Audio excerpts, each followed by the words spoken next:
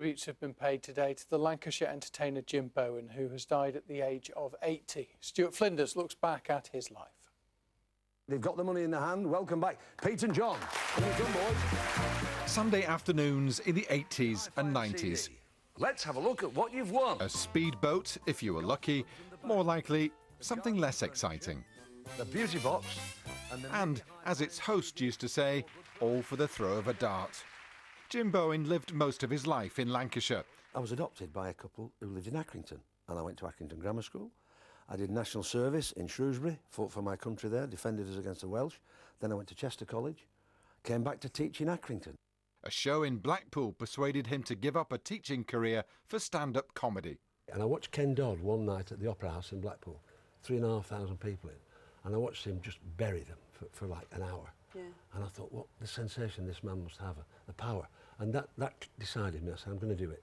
I was working this Catholic club last night in Wigan. I could tell it was a Catholic club because they called the bingo numbers out in Latin so that the Protestants couldn't win. His big break was The Comedians. How would you sum up Jim Bowen as a comic? He had this ineffable thing which all great comics have, and it's warmth. You look at Peter Kay, he's got warmth, kindness. In the 80s came a new career as a TV host after a rocky start. And we did two one night. It was a Monday night, and John Scofield, head of ATV, then said, burn them. And we burnt the first two shows. £46,000 in 1980. Wow. Yeah. But they were rubbish.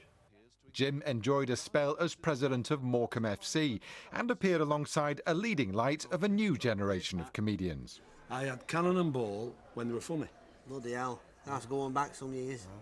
I remember Jim, and I always will, as a right nice man.